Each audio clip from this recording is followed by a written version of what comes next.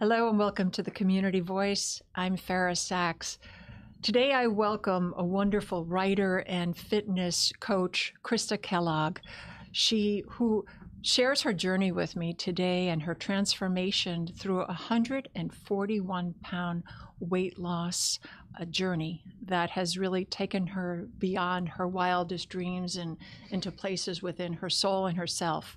And I'm just so blessed to have her here with me and with you today to share her story. And I want to welcome you. Thank you so much for joining me and our audience on the Community Voice. Thank you so much for having me. It's a pleasure and an honor to be here. Thank you. And your journey is, let's start it. It began how many years ago? Started in 2018. I began my weight loss journey at that time when I was making some other big changes in my life in terms of work and life and health. So it began at that time, and it lasted about 2 years to get to a place where I was finally at what I considered my goal weight that I was striving for. And then since then, I have been maintaining my 141-pound weight loss over the last several years. So I want to show a picture. There's a before and after, and I know this is a hard moment for you to see, but I think it's important for our audience to see that you can take control of your life and that you can make changes and live in the body you want to live in. There she is. Tell me what's going on there. Oh my goodness. She was so unhappy in her life and feeling so just weighted down, literally and figuratively, by all of that excess weight. She'd been fighting for so long to gain success in her career and in her marriage and in her family, and her weight was just always something that really held her back. But she knew at some point that she had to make a change. And what I find fascinating is that it's a she. It's like you're in like a not a first person moment here in a pronoun. Yeah. I mean, I do think that we all have different parts, right, that have different needs. And when I look at that image, she is a very specific woman that I used to be. And it's taken her years to get to a place where we're kind of integrated together, where the lessons that she learned and the courage that she had and the fight that she had to gain control of her life is now something that I take on as, a matter of pride for my own self. And so in a lot of ways, she is a very different woman, but now she's sort of integrated into who I am today. And she is you. Yes, she is. Yes. So when you see those pictures side by side, we can come back live now. When we see these pictures of you, what was going on? What was going on at that time when you were just not happy in yourself, and what was that aha moment? I've got to take control. When did that happen? When did that switch happen for you? Well, to be quite honest, I've struggled with my weight all of my life since the time I was a little girl, and it has always been something that has been really challenging for me. I did encounter a lot of bullying and all of the different things that come along with being different and feeling not so beautiful growing up. And I did a lot of work in my life to overcome or compensate, I guess, for the weight that I was carrying around. And so my career was always on an up trajectory. I had a beautiful marriage with my husband. And at some point along the way, I really realized I had lost myself, and I had a moment where I had a pretty intense health crisis, and it was that moment of extreme suffering that kind of woke me up. I always call it my frying pan to the face kind of moment in my life, where I thought, wow, I could either continue living/dying this way, or I can make a big change. And it was just the moment for the big change. I thought, my gosh, I don't want to live like this anymore. I want to be free from this body that just weighs me down. I want to be free from this shame. I want to be well in my body. I want to feel alive. I want to feel vital. I just felt like such an old lady in a young woman's body. Absolutely. And it's interesting you say shame, because Brene Brown talks a lot about shame. And like, what was the shame What was the shame that you were carrying around? Well, I think so many times it's really easy to internalize name calling and being sort of the odd woman out, not fitting in anything, feeling sweaty and big and just like not like everyone else all the time. And having to deal with that for so many years of my life, I think I really internalized a lot of that shame. And it manifested in me not feeling good enough to take control of my life. And so my weight just began to spiral out of control with a lot of other things in my life as well. I think the internalized shame is what fuels the overworking and maybe the overeating and perhaps other overdoing it. So you're compensating. For sure. Yeah, for sure. So now when you, and I know I said, when we talked about the weight loss, you said 140 and then you said 1, and the 1 pound is like really also edifying your commitment and your transformation. Yeah, I mean, it was a pound at a time, sometimes an ounce at a time, sometimes a few ounces at a time, up and down and up and down. And when I articulate the weight loss, I always say that 1 extra pound, because for me, it was so important. And I lost more weight than I weigh now. And for me, looking at the numbers, even though I'm so much more than a number, feels really important. And it's a badge of honor for me that it took me pound by pound by pound to kind of peel back the layers and really begin to learn how to take care of myself 1 pound at a time. And you did this without assistance with medications or drugs, which we're saying that each has its own benefit. For one size does not fit all for this journey. But what were those steps like just to move forward, and what kind of advice can you give to people that might be listening and watching and going, I just feel lost. I'm consumed by this disordered eating and this disordered way I identify and see myself. What would you say to them? What advice would you give? Because you are a, you do run a fitness workshop. So what inspiration is that from your own journey? Because you've walked the walk. Yeah. I mean, I think the best advice I can say is that it's never too late. If you're feeling like it's too late and you can't do it and it's totally impossible, it's not. At some point in your life, for me, it was like a season and a why and a reason. I wanted to feel free. I just wanted to be free. And I realized one day that I didn't have to keep living this way. I just didn't have to keep living this way. And so my best advice is just make a start. You don't have to do it all in one day, and you don't have to lose 141 pounds either to begin to make really significant changes in your life. Significant change happens when our mindset just starts to sparkle a little bit, right? And we can listen to that voice inside that says, I want to make a change in my life. How do I begin? And truly it is just begin. Just asking yourself the question of, what do I need? What do I need to feel free? How do I want my life to look? How do I want to feel? Sometimes we don't even give ourselves the chance to have that inquiry. And that inquiry is something that really helped me. Like, do I want to keep living like this? Like, what kind of questions are you asking yourself? And I still ask myself these kinds of questions, like, what are you doing with today? What are you sharing today? How do you feel today? There were so many years of my life where I didn't even pay attention to my health, to my diet, to my activity, to my family, to my own well-being. And it's just start. Just make a start, no matter how it is. There's so many paths in to wellness. So what was some of your paths into wellness? Was it walking down the street? Was it journaling? Was it going for therapy? Was it, where did that begin for you? Just that start? Well, I think the start was beginning with what was most obviously causing my body harm, which was carrying around so much weight. And so I did know that I need to make a change in my diet and, behavior changes that went along with that. And so beginning to modify my diet, beginning to really understand what truly healthy eating is and what a healthy pattern of eating is.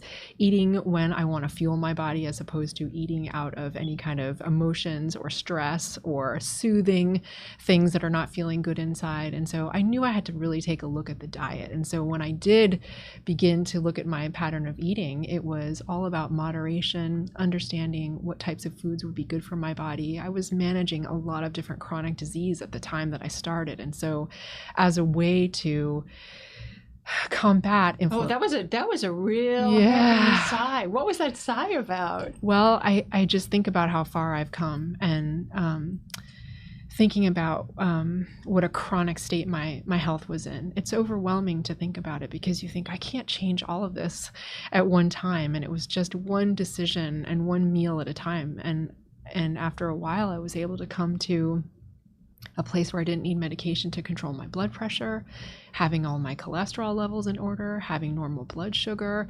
reducing inflammatory and chronic disease in my body. It's so intense that we can make these small changes, but they have such a huge impact over time. And so it began with how I was eating, what I was eating, why I was eating.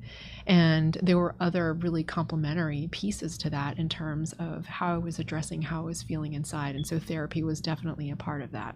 Certain other modalities of healing trauma in the body and activity and mindful movement and meaningful movement on a regular basis to take care of myself in a real way, like I had never done before. It's really about learning or relearning how to take care of myself from the inside out, even though the outside was the most obvious sort of thing that had run amok in my life. There were a lot of other issues internally. And it's so interesting that people pick up food, pick up other addictions, and so that they can numb, so I don't have to feel. I'll do these other things. And one of the components that you talk about is mindful meditation. What does that mean to you, and how had that played in your journey? Well, for me, I was on such a breakneck pace in my work and in my life and just like living in general. And so at the time that I began to understand that I needed to make some changes, one of those was slowing down my mind, slowing down my body, and slowing down just like the stream of negativity inside of myself. What was some of those little nasty little thoughts that go through? Oh my gosh, you can't do this. Who do you think you are?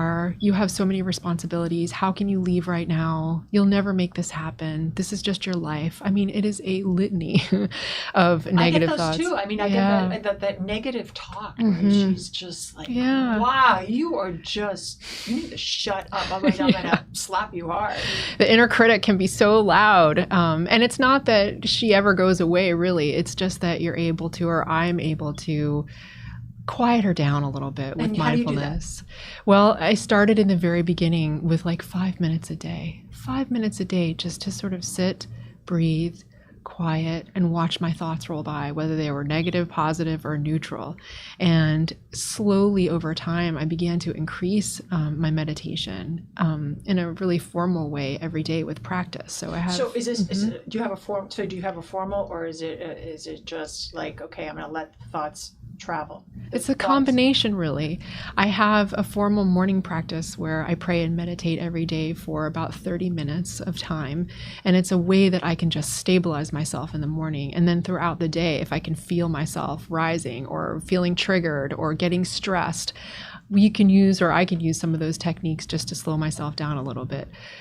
I have all these thoughts. I don't have to believe them. I can take a break. I can take a breath and just let those thoughts pass through. So I am not going to eat something I don't want to, drink something I don't want to, or yell at somebody I don't want to yell at, just taking a moment. So really for me, it's a combination, and it's a combination of the formal practice in the morning or wherever or whenever it might be during the day, but also during the day, taking moments to pause and breathe so I can build some stability and equanimity in my daily life. And, I've heard this countless times about the breath, go back to the breath. If you're feeling anxious, go back to the breath. If you're wanting to pick up that whole cheesecake, take a breath before, like, what's going on. So it's a form of getting in touch with what's going on emotionally.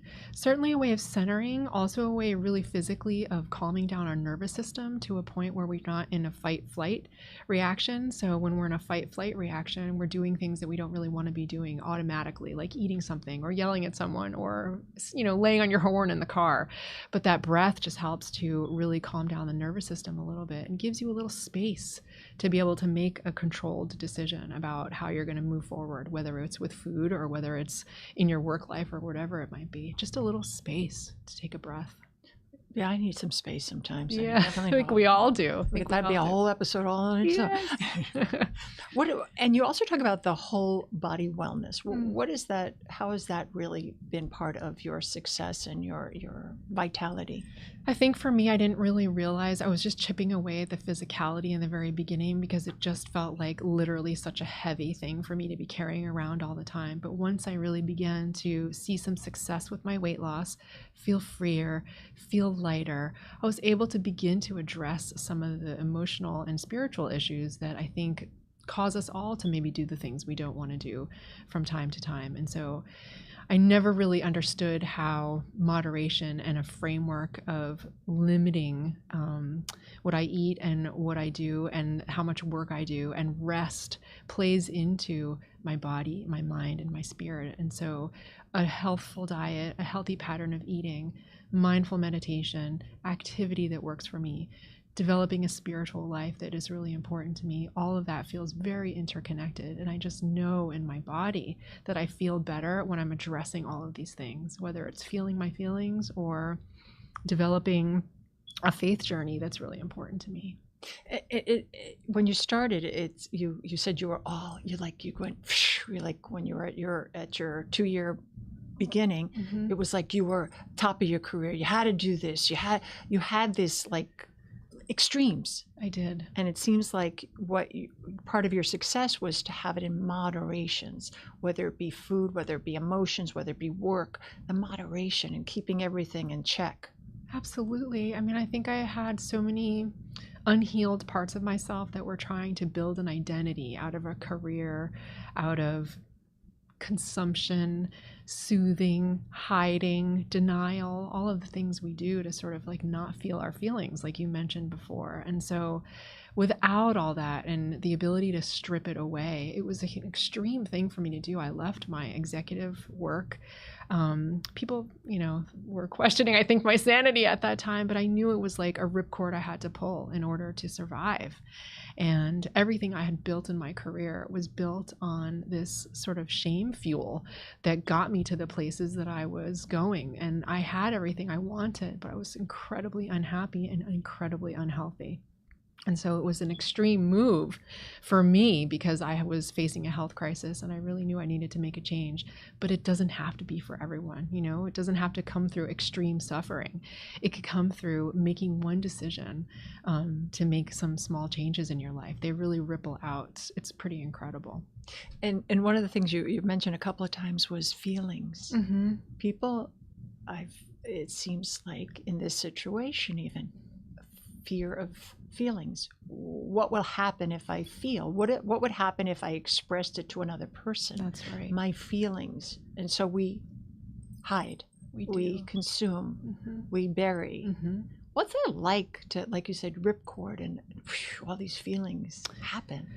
What is that like? That when you're brave enough to release some of that shame, these are my feelings. I account for it. I feel it. I want to share it. What was that first step like for you? Was that scary? It was terrifying. It was honestly pretty terrifying. I spent a lifetime of decades of denying my feelings and still learning that all of my feelings are intelligent. Whether I think they're negative or not, they are there to tell me something, what's going on inside myself, what's going on inside my body. And so being able to actually feel my feelings is a relatively new experience for me because I never allowed myself to do it. I would scroll through emails or listen to a podcast or go on a vacation or work more or whatever it might be to distractions. I'm not leave my body. Leave my mind somehow. Leave my mind. Run away from my mind, but somehow it just chases wherever you go. There you are. Exactly. But it really wasn't until I was able to begin to allow myself to feel the feelings. And we're all carrying around weights, right? We're all carrying around internal weights and external weights that are blocking not us, serving us well. That's right. They're blocking us from living our real selves, being our true selves, being in integrity with ourselves and with other people. When we're constantly denying our feelings, we can't possibly be in intimacy with others, I feel. Yeah. And you're living with chronic disease. Then, now, manageable? So I have suffered with psoriasis most of my 20s, 30s, and 40s. And when I began to make changes in my diet and in my health, my psoriasis had like blessedly gone into remission. And so at this point in my life, even though it is a chronic, lifelong genetic disorder and disease for which there is no cure, the inflammation in my body and the wellness I've experienced in my body has allowed my psoriasis to calm down, for lack of a better word. Yeah. And you write about this in your professional blogs. You write about the psoriasis. You write about depression. Yeah. And that's like very vulnerable. Yeah, I mean, I feel very honored to be able to talk about it. And if my writing and my experience can speak to anyone who might feel somewhat hopeless about making change in their life, please don't be hopeless. Know that it can happen.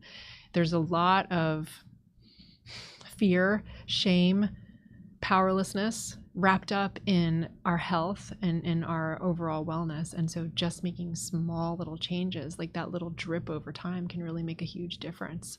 With the chronic disease, with psoriasis specifically, there's a number of comorbidities that are associated with psoriasis, and I had the full bouquet. I was working with metabolic disorder, I had high blood pressure, my cholesterol levels were out of control, my sugar levels were out of control, depression is part of dealing with chronic psoriasis. I was in pain 24/7 when I was flaring with my psoriasis. Both emotional and physical. Absolutely. So it was all really interconnected. And I really didn't understand or appreciate at the time that just making some small changes in my diet could really just like catapult me into this passion for wellness and leveling up, I guess, in a way, and developing myself in a way that helps me be a more responsible human to myself and to the people around me. Absolutely. Make yourself more available too. Indeed. What was the 12-step recovery for you in this journey? Oh my gosh. I think it saved me in so many different ways. 12-step is such an incredible thing for people and for anyone who is managing through addictive behavior or dysfunctional behavior, and in need of understanding where that behavior comes from, what kind of conditioning you have lived through in your life to get you to a place where your behavior in your life is unmanageable. It's one of the most incredible things about 12-step is that it is a recognition of a place in your life where things have become so unmanageable that you need help, or I needed help. And so 12-step has been integral in my spiritual journey, in my overall wellness, physically, emotionally, and spiritually. And it's just been saving in so many different ways. It's been hard because it's hard work. It is the hard work. It's the hard work of really looking inside, understanding why you are the way you are. And there's a number of different ways that you can go about 12-step. People are in therapy along with 12-step, but really it's the healing that happens in community and understanding that having help from others and not doing it alone is a huge part of the equation in healing. And actually, I was thinking about that as you were speaking. Is all the things that you do is community based. Yeah. So that you were not that woman suffering 141 pounds ago alone. Yeah. So it takes a community, it takes a village and again, there you are. Yeah. And here you are. Yeah. Obesity is a very isolating disease. Psoriasis is a very isolating disease. Any kind of addiction that someone is living with can be a really isolating disease. Why do you deem it isolating? I think it's the shame. I think there's a lot of shame. I certainly felt shame with my weight. I felt shame with my psoriasis, and I felt shame for not being able to control my eating, my drinking, and other behaviors that were really troublesome for me, and again, blocking me from being able to thrive. And so it's breaking that isolation, admitting that we are at a place in our life where we really need help from other people to heal. It's a very humbling process. And through 12-step and through my own perseverance, I have been able to take control of my eating. I'm living a sober life now. I'm living tobacco-free. And I'm always trying to find ways to kind of level up my own healing because it's a lifelong journey. I feel accomplished and I feel proud of where I have come from and what I have done.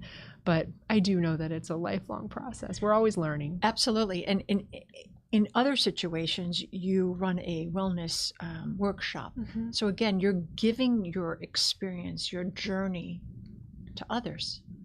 Oh my gosh, it feels elemental to me. I feel like I have experienced so much transformation myself, and to be able to share that in the hope that someone might feel that they could also do it as well. It feels like an honor to be on the path with people, honestly. And I'm learning all the time.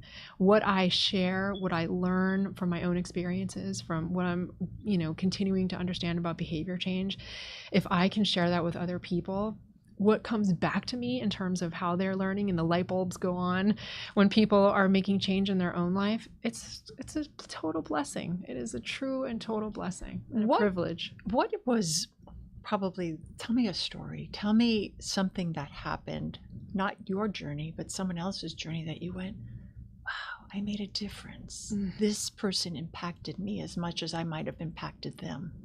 Do you have one? It happens all the time, which is, I feel so blessed for that to be happening. But there are a few circumstances where people have either made their goal weight, they have come to a place in their life where it wasn't working. And then after one conversation or one insight or one inquiry within themselves, they finally get it. Like the light bulb goes on, and they're able to sort of get out of that veil that they were under for the longest time. Sometimes people just need to keep showing up for themselves over and over. People can come for however many workshops they come for, and then it's the 99th one where they have one small insight that changes their life completely. Or sometimes it's just a readiness. I am ready to make a change and go. It's like for you that aha moment. When you're with your health crisis. Yes, absolutely. And you write also, right? Your writing and journaling have helped you also come in touch within yourself and where you're at. Talk about that. Yeah, I've been so privileged to be able to write about my experience. And I write about my psoriasis, living with depression. My weight loss journey has had a huge impact on both of those things. So it's all very interconnected. And so writing in the long form for me is like, medicine is memoir, and memoir is medicine. I just feel like that's such an important piece of it. And on a daily basis, it's that inquiry, that everyday inquiry of how am I feeling? And so I do have a journal practice where I journal in the morning with prompts and I journal in the evening with prompts. And prompts that you've created, or prompts that I've chat GPT? Prompts that I've created mostly, but sometimes they're things that I see out in the world, and I'm always reading and trying to understand myself better and the world better and my place in it. But it's literally things like, what are some things I'm grateful for? What is my focus for today? What is my promise for today? Right? So today was all about enjoyment and integrity and gratitude. Coming here to be able to share my story. Of course. Just grounding my day in a little bit of focus is like, that's huge. And at the end of the evening, it's like, what did I do to make a positive difference today? What did I do to serve? That's right. What are my feelings? How am I feeling at the end of the day? What could I do better tomorrow? Just these questions to ask ourselves. It's so simple to do. It takes me like 10 minutes in the morning and 10 minutes in the evening, and it makes such a big difference to keep my life on the rails, as it were. Absolutely. And stay on the path. And in this 2 years, there's been such a great change. How have your relationships changed with others? Oh my goodness. I think it's hard to calculate in a lot of different ways. My husband lost 100 pounds along with me in our marriage. And so talk about 2 different people or 4 different people coming to an experience. It's really been an incredible journey to do it together with him and broken that isolation factor. And and barriers. Mm-hmm. The weight is a barrier. Absolutely. So a lot probably comes up in the marriage that you're able to really now talk about, because you didn't have that weight barrier. Absolutely. Weighing you down. Yeah. I don't think you can ever come to real intimacy without having intimacy with yourself. And when you are in denial, when I was in denial, when I was not taking care of myself, I was not able to be intimate with myself in the way that I needed to, in terms of asking myself what I needed. What are the questions that I need to address today? What am I feeling today? And so it's only when I can address what's happening in my life and how my behavior is affecting others. Marriage is a 50-50. 50, and there's a lot of work to be done there. And we have done a lot of work. I feel incredibly proud of the work we've done. But my own responsibility to my behavior and how I'm showing up in my marriage and how I'm showing up in my relationships has been incredibly humbling, but incredibly rewarding, because once we can get out of the denial of it, take responsibility for our lives, we can then begin to understand how to take responsibility for how we're showing up for other people. So, Absolutely. yeah. And in the time we have left, Mhm. what would you say to that woman 2 years ago that you referred to as she, which is you? What would you say to her now? If you can have a conversation. I say thank you. I am so grateful for her. She had a little spark inside. She heard the tiniest little voice and she listened to it. She had the courage. And so I thank her. I say thank you so much. Oh my gosh, I'm so grateful. And I'm so proud. I'm so proud of her. She was surviving and now she's thriving. That's huge. I'm so thankful. Beautiful. It's been beautiful. And I want to tell you from the bottom of my heart, thank you for giving our community help, guidance, love, assistance. And you are a beautiful spirit. And may you continue to have many more years of enjoying lightheartedness and helping others along the way. Krista Kellogg, thank you so much, and continue writing those professional blogs and your workshops. You're inspiring the world. Thank you so much for this opportunity. It's been wonderful. Thank you. And if people want to read about you, and they can just Google you, or they can get on They can find me on LinkedIn. Yeah. Krista Kellogg. Yeah, find me on LinkedIn. And I'm so glad we found her. Yeah. Thank you. And I want to thank you for joining me on the Community Voice. And I hope today was inspiring for whatever is dragging you down and making you more light and towards a path of wellness and health. Thank you, and take care of each other and yourselves. We're depending on each other and, of course, ourselves to make it all happen. I'm Fara Sax.